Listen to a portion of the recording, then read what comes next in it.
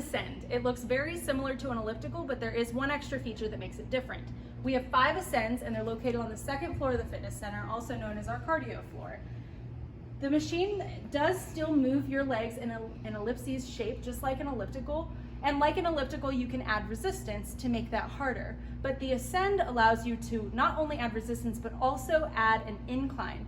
So instead of staying at the similar level, making that harder, you can also change your angle, which makes it even more challenging and gives you something quite different. So this is a great cardio machine, and there are really cool features that you can use on the screen, which I'll show you now.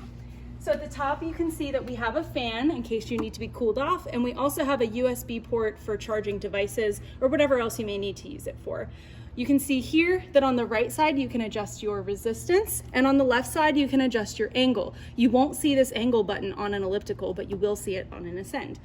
You have the same adjustments here on the top screen, angle or incline, and resistance. And then we have Sprint 8, which is a built-in program where you can do 30 seconds of work, 90 seconds of rest for 8 rounds, or training workouts where it designs the workout for you, changing the resistance and the angle, and you just follow along and get through your workout. So definitely give these a try. I know they look a little different, but I promise they're a really great workout.